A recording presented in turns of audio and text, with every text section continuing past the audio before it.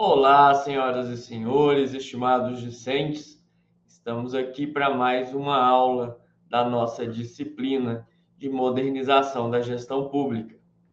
Hoje nós falaremos sobre práticas atuais de gestão pública. O objetivo deste capítulo é que você compreenda como cada vez mais as transformações de mercado também são transformações da gestão pública.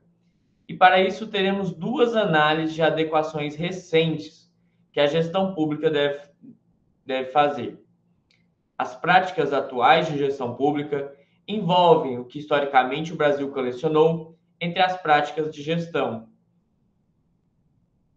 Os conteúdos desse capítulo são a passagem do governo eletrônico ao governo digital e a LGPD e gestão pública de dados. Então, cada vez mais, nós estamos avançando junto com o mercado. O Estado, a gestão pública, ela não fica fora do universo da realidade das pessoas.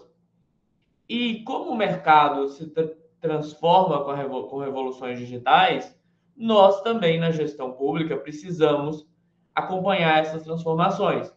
Por quê? Imagina que se você vai comprar, a gente consegue comprar uma coisa pela internet, um produto pela internet. Por que a gente não consegue emitir um boleto para pagar os impostos, os tributos, pela internet também? Mas espera, se existe o Pix, por que a gente não pode pagar imposto com o Pix? Então, os cidadãos, eles começaram a observar que o governo, que a gestão pública, ela estava ficando obsoleta com as transformações digitais. Então, o próprio Estado se propôs ao quê? Entrar no processo de transformação digital e colocar suas atuações inicialmente de forma eletrônica, em seguida passando para o digital, que nós vamos ver esse processo, e também falaremos da Lei Geral de Proteção de Dados, uma vez que o Estado, o governo, a gestão pública, vai tratar com dados sensíveis dos cidadãos, da população. Ok? Avançando. Então, a gente vai estudar primeiramente essa transição de governo eletrônico ao governo digital. O conceito tradicional de governo eletrônico envolvia o uso de tecnologias de informação e comunicação, TICs. Atualmente ampliou-se para garantir acesso e eficiência nos serviços do governo, por meios eletrônicos eficientes. Então, vamos imaginar um governo eletrônico e um governo digital. No governo eletrônico, você mandaria um e-mail ou ligaria para a Secretaria da Secretaria da Fazenda e pediria para eles te mandarem o boleto do seu imposto para você pagar. No governo digital, você entra no site e o boleto está pronto. Você mesmo gera a sua guia, você já imprime e paga da forma que você preferir. Então, o governo eletrônico é que as coisas que eram feitas no físico passam a ser feitas de forma eletrônica. O governo digital já é um avanço disso. São muito mais ferramentas e mecanismos para facilitar a dinâmica da relação população-Estado, cidadãos e administração pública. Com isso, nós tivemos as melhorias internas e externas. As melhorias no governo eletrônico começam com a otimização dos processos internos de gestão. A transição se estende para promover serviços mais eficientes aos cidadãos por meio eletrônico. Então, imagina, hoje a gente entra no portal da transparência, a gente sabe o que a prefeitura está comprando ou vendendo. Antes, a gente tinha que ir lá na prefeitura e pedir, cadê? Cadê os contratos que vocês estão celebrando? Cadê o diário oficial? Hoje a gente recebe diário oficial online, a gente consegue acompanhar tudo online. Distinção entre governo eletrônico e governança eletrônica. O governo eletrônico, você tem uma relação vertical e hierárquica entre governo e seus atores, sejam eles ligados ao governo ou não. E na governança eletrônica, ocorre uma coordenação horizontal, interação entre diferentes atores do governo, estabelecendo relações entre si. Então, uma vez que a gente vai ver um processo de transformação de um governo eletrônico, a gente também vivenciou essa governança eletrônica, onde as próprias tomadas de decisão, elas também são feitas utilizando tecnologias de informação e comunicação. No Brasil, essa evolução começou com o desenvolvimento do governo eletrônico e essa trajetória evoluiu para a proposta do governo digital, abrangendo um novo estágio na transformação. Inclusive, hoje, cada vez mais, a população busca por um governo digital, porque é uma economia de tempo, assim, absurda. É igual olhar para a burocracia. Eu tenho que pagar aquele imposto que às vezes é irrisório, mas se eu não pagar, eu vou responder um processo. Aí eu tenho que sair da minha casa, eu tenho que ir para um órgão, eu tenho que ficar lá esperando 2 horas, aquele marasmo, aquele atendimento lento, porque é muita gente, está todo mundo já cansado. E no governo digital, não. Eu entrei no site, imprimi, paguei, vida que segue. Certo? Não gera aquele sabor, aquele cansaço da gente ter que ficar indo, se esforçando para pagar. O pior é isso. A gente se esforça para pagar o Estado. Então, assim, a gente está deixando de trabalhar, às vezes, para ter que atender essas demandas. Então, essa transformação do governo digital é fantástica. Governo eletrônico expandiu-se além do uso das TICs para proporcionar acesso à eficiência nos serviços. A distinção, a gente já viu sobre as relações de atores, o que culminou com a governança digital. E aí a gente tem a trajetória no Brasil, que a gente vai conhecer um pouquinho desse processo aqui. Lá de 2000 a 2005, nós tivemos os primeiros passos. Criação do Portal da Transparência. Hoje, se as instituições não têm portal de transparência, elas respondem civilmente por isso. Mas antes era raro, não existia. Havia uma luta para impedir que as coisas fossem divulgadas, porque havia um entrave. As pessoas não queriam que... Quanto que está pagando para fulano? O que a prefeitura está comprando? Então, não queriam que isso acontecesse. Mas veio aí a criação do Portal da Transparência. Estabelecimento do Comitê Executivo e da política do EGOV. Então, você tem um comitê executivo que vai organizar essa transição, que já vai preparar o EGOV que nós temos, que nós utilizamos tanto, né? Hoje a gente consegue assinar documentos com o EGOV, a gente consegue ter a carteira digital, carteira de CNH, carteira de identidade, carteira de vacina, tudo no mesmo lugar, graças às decisões desse comitê executivo. Também tivemos o surgimento do Comitê Gestor da Internet e Infraestrutura de Chaves Públicas. Então, você consegue assinar documentos e você tem uma instituição que diz que aquele documento é verdadeiro. Então, imagina, antes você tinha que ficar assinando, vai no cartório, reconhece firma. Reconhece firma. Eu não lembro quantos anos faz que eu não reconheço uma firma. É lindo isso, gente. É lindo. Por quê? Porque agora a gente faz tudo assinatura digital, a gente faz de casa. Não tem que ir para cartório, pega senha, aí faz cópia, vai lá, aí faz a cópia, paga, e aí que vai embora. Aquelas filas gigantescas de cartório. Parece fila da Previdência Social para aposentar o povo. Não. Essa transformação foi muito benéfica. Eu sou um entusiasta desse governo digital, por facilitar essa dinâmica com a população, com os cidadãos.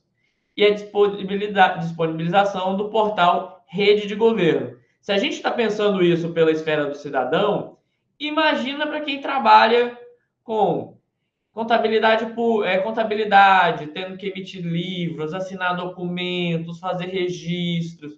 Nossa, todo mundo ganhou com esses primeiros passos. Já foi assim um avanço para a gente mudar e melhorar a qualidade dessa relação administração-cidadãos. Aí, de 2006 a 2010, nós temos uma estruturação e acessibilidade. Temos o desenvolvimento do modelo de acessibilidade do eGov. Então, a gente tem que pensar como que as pessoas vão acessar isso, qual é a capacidade que eles têm para acessar isso. Nós temos a criação do portal da inclusão digital, porque aí a gente tem que ensinar a população a usar esses mecanismos. Estabelecimento da infraestrutura nacional de dados, implementação de estratégia geral de tecnologia da informação, simplificação do atendimento ao cidadão, lançamento do Programa Nacional de Banda Larga, porque afinal de contas, se a gente quer que tudo seja digital, a gente tem que permitir que as pessoas tenham internet de qualidade para acessar isso. E tivemos a introdução do sistema pesquisa, TIC e governo eletrônico. De 2011 a 2015, nós vamos falar de marcos legais e da expansão dessa transformação digital. Criação do Marco Civil da Internet, que é a Lei 12.965. Internet não é terra sem lei. Não posso criar um site e proferindo difamações, calúnias à torta e à direita, certo? Então, esse marco civil é para dar o quê? Proteção a essa vida digital. O que nós vamos fazer na internet.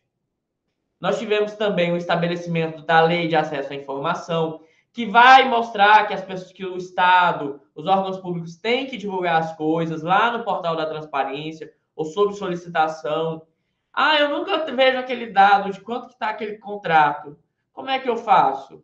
Ah, vai na prefeitura, no governo do Estado, no governo federal. Ah, mas eles não querem me divulgar. Faz um ofício e se eles não divulgarem, entra com ação pedindo pela lei de acesso à informação. Tudo que é público tem que ser divulgado na medida do possível, se não tiverem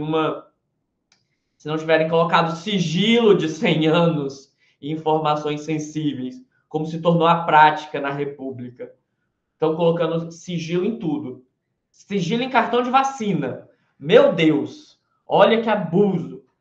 Então, quão sensível é essa informação? Quantas pessoas não morrem se souberem se a pessoa é vacinada ou não? Então, veja, quando a gente vê falar em sigilo, é para proteger da lei de acesso à informação. Então, as pessoas querem esconder algo da República, do povo. Então, isso é muito perigoso. Então, se a gente não está tratando de informação sensível, tem que ser público. Tudo é público porque o dinheiro é do povo.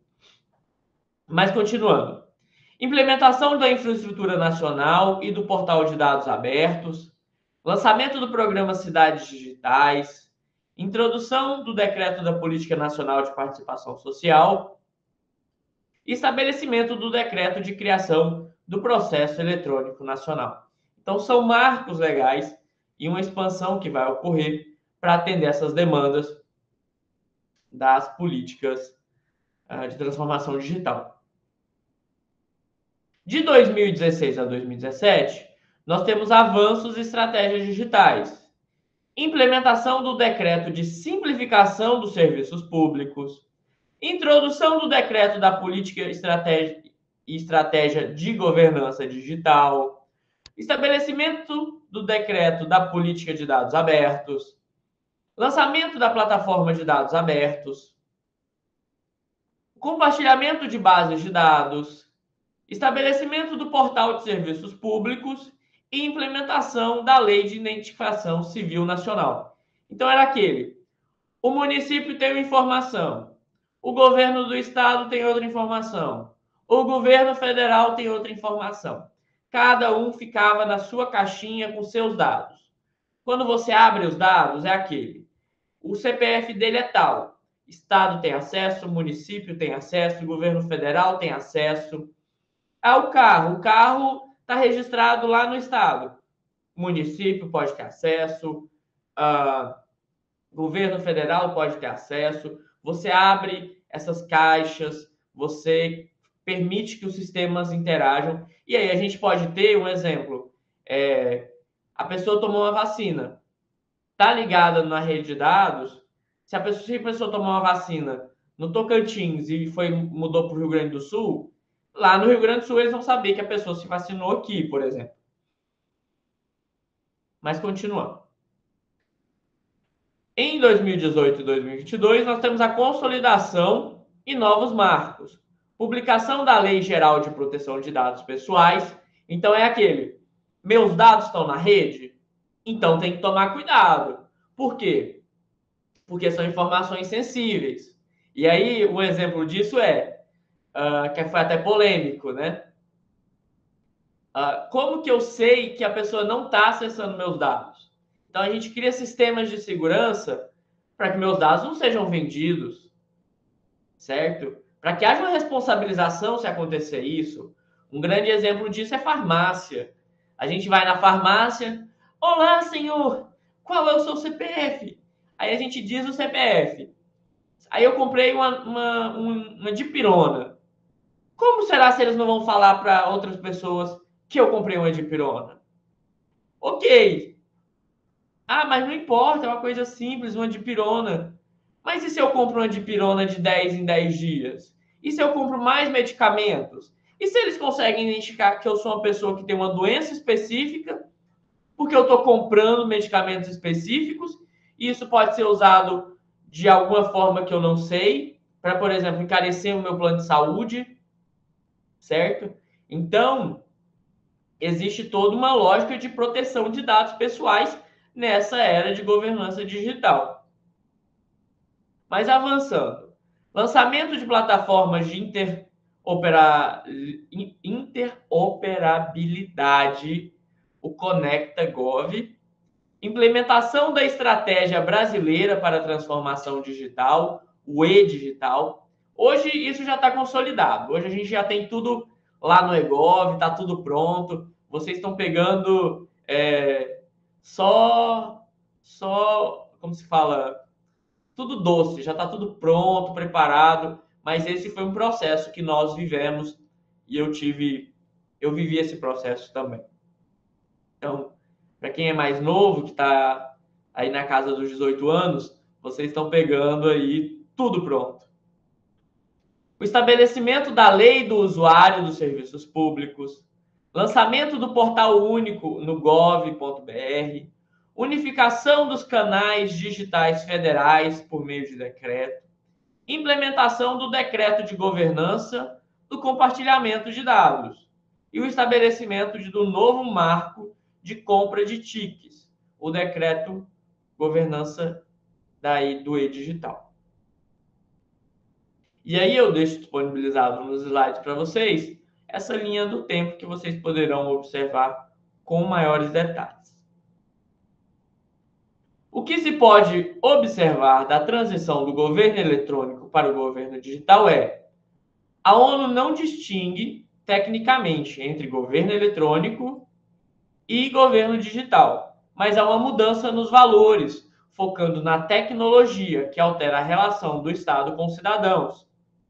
A Lei de Acesso à Informação define informações públicas como relativas aos atos públicos de gestão, não englobando dados privados dos cidadãos. Essa lei impulsiona mudanças, redefinindo informações públicas e privadas, resultando de uma gestão mais transparente.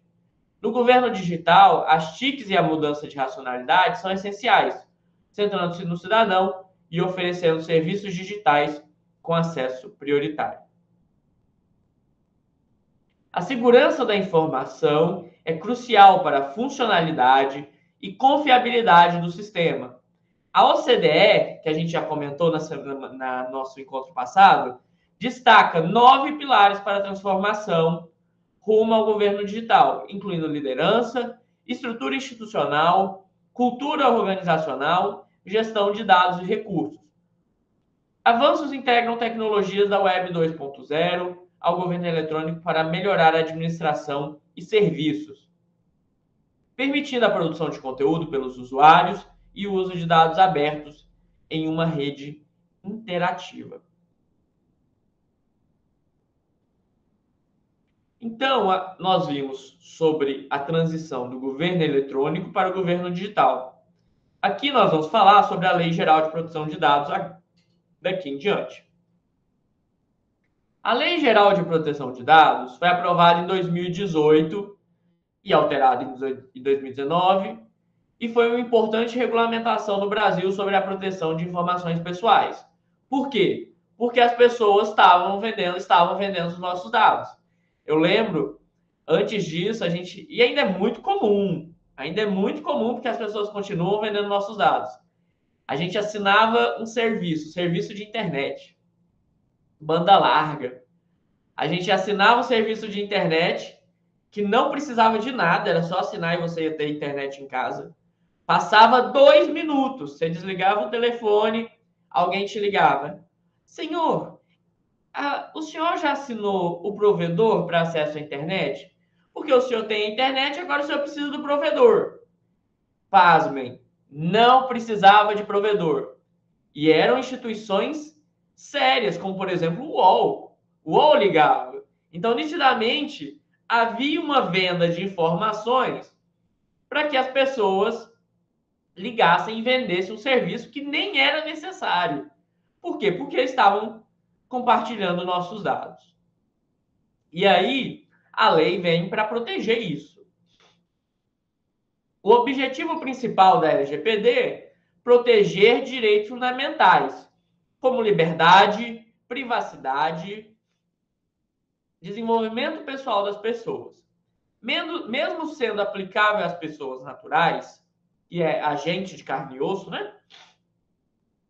É essencial para todos os órgãos públicos que lidam com dados dessas pessoas. A lei estabelece fundamentos importantes, incluindo respeito à privacidade, liberdade de expressão e respeito aos direitos humanos. Elas se aplicam a qualquer operação em território nacional que envolva a coleta de dados para oferecer bens, serviços ou fins econômicos. E não só. Eu faço parte de um comitê de ética em pesquisa e lá a gente discute como trabalhar se as pesquisas que chegam para a gente, elas respeitam a LGPD. Por quê? Porque não é porque a gente quer trabalhar que as pessoas querem trabalhar de uma forma que elas podem, por exemplo, ter acesso ao telefone de todo mundo. Não é porque a pessoa quer fazer uma pesquisa que ela pode ter acesso ao seu e-mail. Então imagina, eu quero fazer uma pesquisa com alunos da disciplina de modernização da gestão pública. Aí alguém tem o telefone de vocês e passa. Não pode. Pela Lei Geral de Proteção de Dados, não pode. Certo? Tem que seguir uma outra regra para quê? Para que as pessoas não sejam expostas. Ninguém pode mais ter suas informações pessoais expostas assim. A definição de dado pessoal é toda informação relacionada a uma pessoa identificada ou identificável. Isso inclui dados usados para criar perfis comportamentais. A lei amplia essa definição para pessoas identificáveis, mesmo que indiretamente ou imprecisamente. Então, imagina, a gente usa o celular. Toda vez que a gente usa o celular, a gente pode ser identificado. Então, uma vez que a gente se conecta na rede, a gente deixa um registro. Então, nem mesmo aquele registro da gente ter se conectado na rede, mas a pessoa não sabendo o nosso telefone, nem mesmo aquele registro pode ser compartilhado. Por quê? Porque a pessoa pode usar aquele registro para nos identificar. Além disso, a lei distingue os dados sensíveis que, se expostos, podem causar danos significativos. Dados anonimizados são aqueles que não é possível identificar os titulares a partir do uso. A LGPD estabelece critérios como razoabilidade para distinguir entre dados pessoais e anonimizados, impedindo que esforços extraordinários os identifiquem. Então, veja, imagina se a gente tem, por exemplo, o número de alunos matriculados na disciplina de modernização da gestão pública aqui. Se eu falar para alguém, nós temos 40 alunos matriculados na turma de modernização da gestão pública, no Tô Graduado, no Polo X. Essa informação, se eu escrever no papel e entregar para alguém, ela vai permitir que vocês sejam identificados? Não. Por quê? Porque eu não disse, eu nem falei nome, não falei telefone, não dei nenhum dado específico. Eu dei uma informação genérica. Isso vale para a LGPD. Então, a gente pode solicitar dados genéricos e amplos que não permitam a identificação de indivíduos. Isso é a forma como o Estado tem que operar. Então, imagina, você, gestor público, ou está auxiliando o gestor público, recebe um ofício. Desejamos saber, e você está lotado numa secretaria com servidores que pediram licença. Aí você recebe um ofício solicitando: quero saber quantas pessoas tiraram licença, apresentaram atestado médico, os nomes, quantos dias ficaram ausentes e qual foi o CID. Então, assim, a pessoa quer saber qual é a doença que a pessoa teve para apresentar o atestado. Se você vai revelar essa informação, ela pode cair na LGPD, certo? Inclusive gerando constrangimentos e várias possibilidades de indenização. Como é que a gente protege? A gente pode proteger da seguinte forma: olha, em toda a prefeitura nós tivemos um exemplo, né? Está numa prefeitura. Nós tivemos 10 atestados médicos e que ficaram 20 dias ausentes. Ponto. Só isso. Isso permite identificar alguém? Não. É uma informação genérica que, se os dados forem necessários, podem ser requisitados pela via judicial, mas que pela via administrativa o gestor ele se protegeu e não expôs dados, não expôs informação, que pode gerar uma responsabilização. Então, vejam, hoje a gente protege os dados o máximo possível, ok? A gente não pode sair divulgando à torta e à direita, por causa que nesse processo de transformação digital a gente tem que observar a Lei Geral de Proteção de Dados. Senhoras e senhores, era isso que nós tínhamos para hoje, passando para desejar, então, agora bons estudos e uma excelente experiência com esse conteúdo. Até breve. Tchau, tchau.